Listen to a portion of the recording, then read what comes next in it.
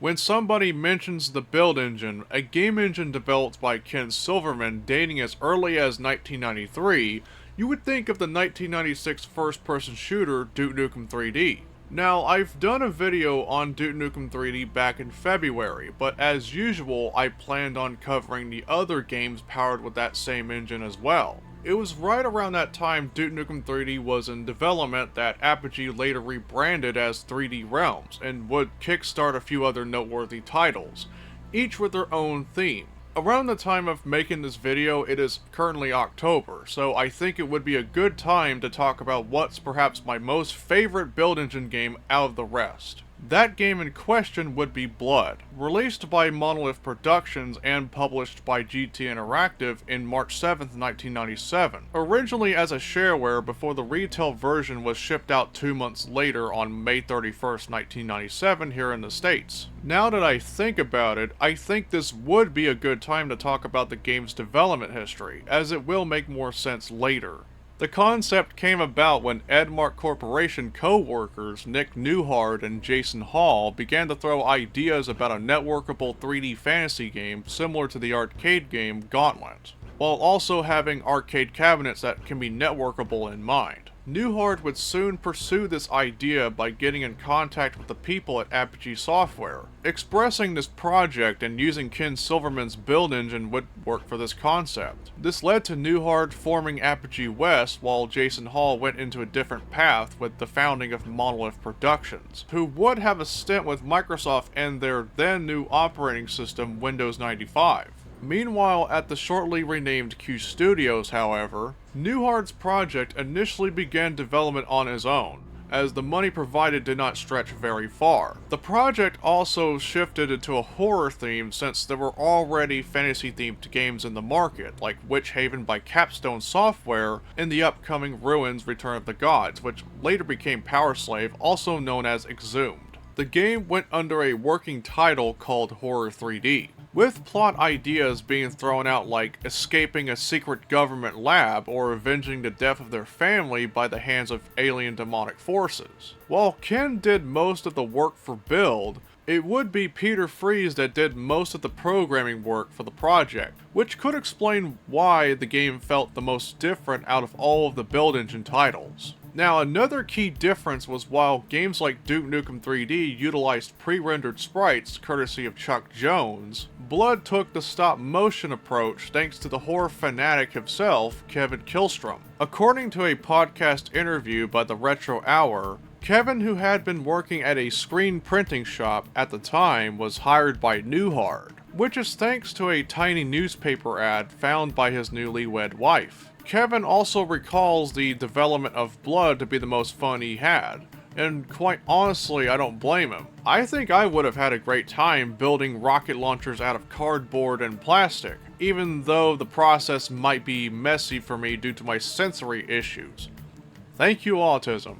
Now, as the game would continue to be developed throughout 1994 and 1995, issues between Q Studios and Apogee began to brew. One of the key factors behind that was when Richard Gray, also known as Level Lord by many, was recruited in September 1994 as the level designer, only for Apogee to poach him to make levels for Duke Nukem 3D instead. James Wilson III ended up taking his place during the remainder of the game's development in August 1995. To make matters worse, a pre-release source code for the game was leaked onto the internet by a computer repair technician. Dated back to February 17, 1996, and dubbed by many as the Blood Alpha, it contained leftovers like source code backups from as early as December 1995, and text documents documenting frustrations towards Apogee and Ken Silverman. Outside of Level Lord, it ranged from withdrawn agreements, a series of broken promises, and accusations of George Broussard encouraging tax fraud. Their issues with Ken Silverman were due to lack of cooperation and being hard to reach. Now, whatever Ken added would break certain parts of the source code, and it got to the point where they claimed that Ken's programming is hacky and fragile. It was at a point that the team voiced wanting out of their deal with Apogee by the near end of March 1995. And by July 1996, Newhart reconnected with his former Edmark co-workers where they formed a partnership/merger with Monolith. Of course, Blood's development in most cases were just ideas being thrown left and right to see what stuck. And funny enough, those ideas are what cemented Blood's addicting gameplay. So much so that the developers' excitement for multiplayer became evident with having network play sessions with their own game, and even games like Command & Conquer Red Alert being mentioned on their weekly development updates. Also worth mentioning that the developers had a dark sense of humor which begins to show more in multiplayer, but more on that later. The game's setting involves the role of Caleb, a merciless gunfighter and the leader of the Chosen, the elite generals of the Cabal, a once benign religious organization turned evil cult army with the goal of inheriting the Earth. During the year 1871, the Chosen were summoned at the Hall of the Epiphany with the assumption that they were about to be given new orders. Instead, Trinobog stated that they have failed them and proceeded to disavow them all. Shiel kidnaps Gabriel off into the darkness, Cerberus flames Ishmael to death, and Ophelia Price was also kidnapped by Cheog. And lastly, Caleb was cast into a bottomless pit, only for him to awaken 57 years later, where he is now in the search for answers. However, I will say that Caleb's character is a very interesting one, and even more so with Stephen Waite voicing him. Just like with Duke Nukem referencing pop culture films, Caleb would also be referencing horror movies. Hey she-bitch, let's go. Now, I do want to talk about the gameplay, which of course is my favorite part of the game itself. However, I should point out that Blood would later receive additional releases like the Plasma Pack, which gives us an extra episode and new content, including a beast that portrays as the episode's boss, which was originally made for a cut feature called Bloodlust, which involved transforming into a beast for a limited time after you killed enough enemies. Blood is often regarded as a difficult game, but in some capacity I can agree with that. What got me around that, however, was to not underestimate the usefulness of the pitchfork, because most of the time it can be fun to use early on against axe-wielding zombies. While the axe is capable of slicing you in half, using a pitchfork is just enough to pop their head off and start bouncing around in walls. Eventually, by the time you start collecting enough weapons and ammo is when the gameplay gets really interesting, with the flare pistol meant for setting enemies on fire, and even more so thanks to its alternative attack against groups. And it's also very useful against cultists early on, which are also regarded to be one of the most aggressive hit-scan enemies in 90s first-person shooters. Though, because I have played a lot of Descent, I believe that the top contender has to be the Class 1 Driller in my honest opinion. They are basically the 6 Degrees of Freedom equivalent of a cultist on Extra Crispy. Of course, the main workhorse weapon of the game would be the sawed-off shotgun, while also being able to shoot 2 shells at once at the cost of accuracy but deals a lot of damage. After the sawed-off comes the Tommy gun, which allows the player to shoot a wave of bullets around the screen as an alternative fire. Now, outside of the shotgun, my most favorite weapon, especially in multiplayer, has to be the napalm launcher, which does serve as the game's rocket launcher. In the Plasma Pack, you can lob a fireball that causes splash damage, which can be useful as an area of denial. Unlike most build engine games, the napalm launcher combined with fire armor enables effective use of rocket jumping thanks to the Quake-esque movement. And that is one of the things I really adore about Blood, coming from somebody who is an id Software fan. But the same can be said about bundles of dynamite, which also comes with 2 extra flavors, such as remote detonators and proximity mines. Dynamite can be a fun weapon to use, especially in multiplayer, but more so proximity bombs, when combined with remote detonators, to give your friends an ear blast. But be careful not to go overboard, because you'll kill the entire network game by doing so.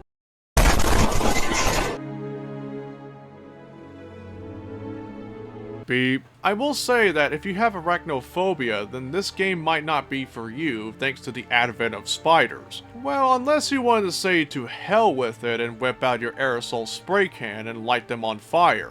And it's also useful against zombies, especially the bloated butcher.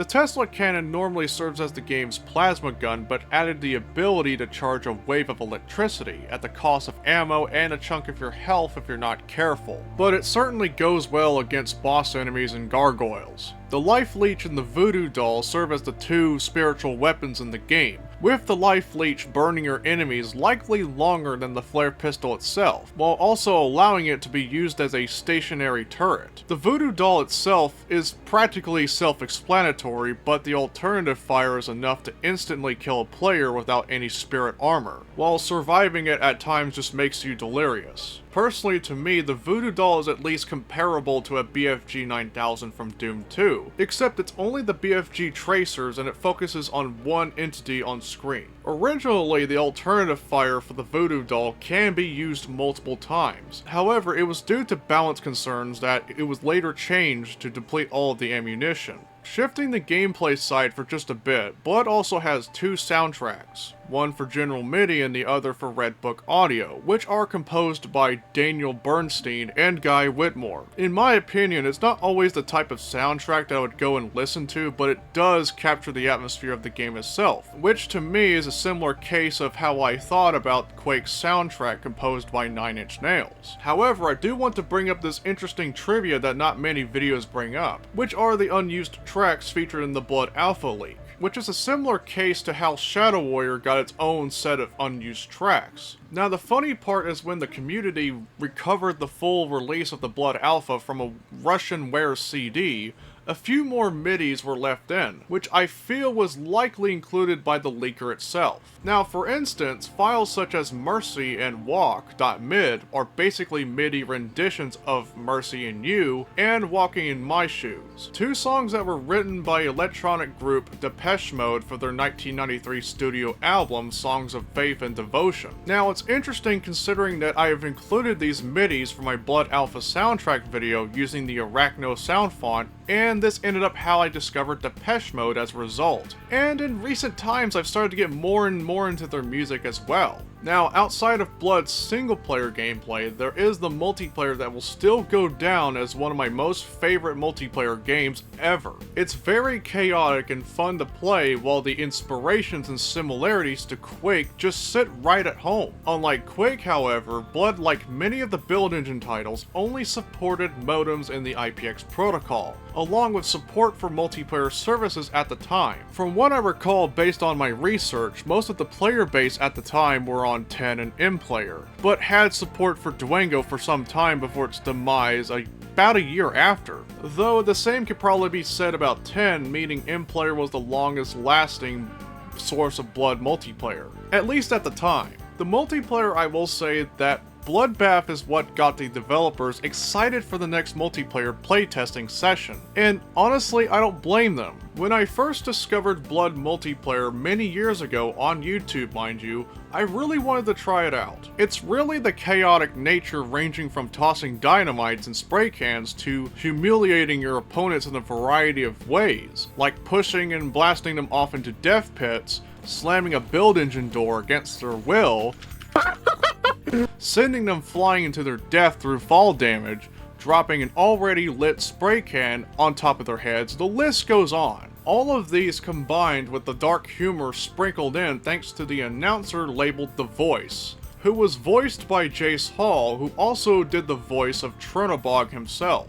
Even the death messages themselves also add into the dark flavor, with things such as castration, sodomy, and even giving somebody anal madness, while getting yourself killed has the voice calling you a piece of shit. Now, there are some unused lines that do exist. These lines have the voice calling somebody an asshole, getting shat upon, and your death getting approved by Jack Kevorkian. Kevorkian approves. Who is famously known as Dr. Death. Though I could probably understand why most of these went unused, especially the Kevorkian one. Let's just say these lines were probably too dark to be shipped out. But anyway, I will say that I was hooked the very moment I played my first Bloodbath on the internet through DOSBox with the use of multiplayer launchers. Blood had a positive reception but lacked the staying power it needed, likely due to the bad timing of its release in 1997. Not only because Quake spawned a push that demanded games to go true 3D,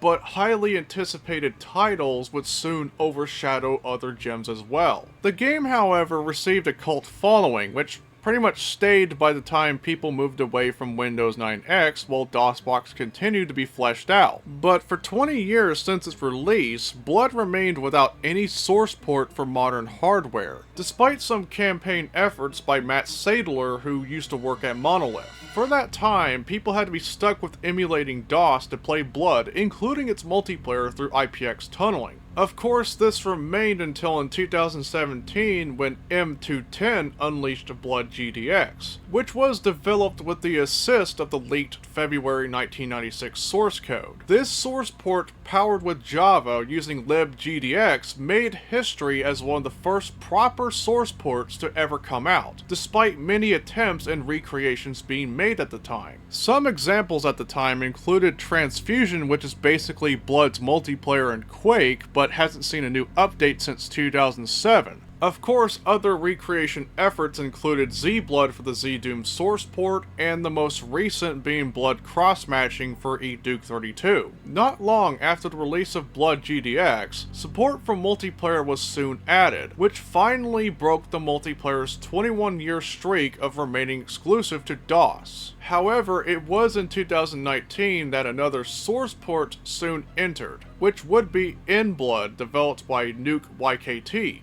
or Nuki as I call him. Unlike Blood GDX, NBlood used debug symbols found in pre-final shareware builds, but powered under Duke 32. However, despite finally having source ports with multiplayer, there was a somewhat dark time period. In February 2020, which was in the wake of the COVID-19 pandemic, which saw many people remain at home, a user at the Duke 4 forums posted evidence that Meltdown was malicious, which involved inflicting users with crashes. Now, for those who do not know, Meltdown was one of the mainstays of the already niche Bloodbath player base for about 12 years, and I've been a part of that since late 2011, totaling up to 9 years basically. However, most of that drama primarily involved the competitive Duke match player base, and when the news broke out, almost everybody had flocked away, with only a few people still using it for a certain period of time, but eventually became nothing more than a ghost town. In fact, my final game on Meltdown took place in a one-off appearance in February 2021. Ever since then, we were practically without a multiplayer launcher for quite a while, with most of the Blood multiplayer being done more manually. Also, 2020 saw some network code pains with stability,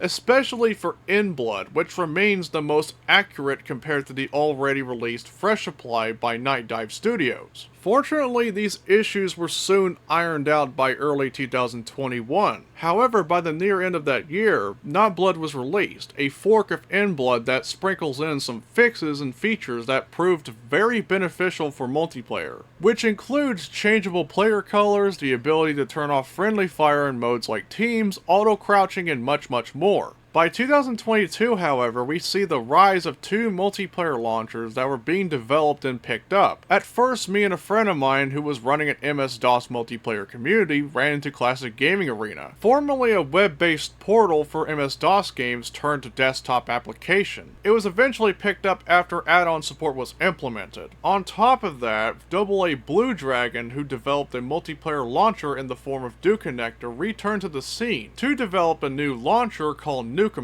which, despite being in alpha stages and rough in some areas, saw a growing community and eventually became the new home for Blood multiplayer, which appears to remain that way to this day. Anyway, that's enough multiplayer talk. One more thing I want to point out though is the modding support. Blood, just like the other build engine titles, originally shipped with tools to make levels and modify the game's art. However, the game has seen a rather niche modding community as well, with more content being developed to this day, especially that now we have a modern map editor in the form of XMapEdit, which is basically the original map edit with a lot of improvements.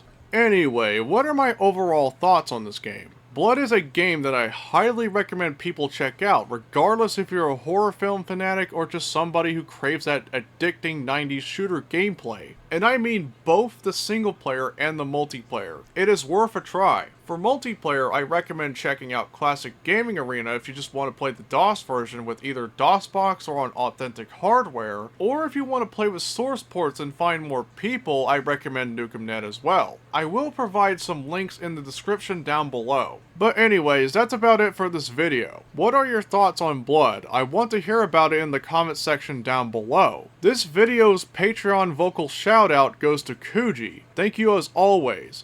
And as always, thank you all for watching and peace out. See ya.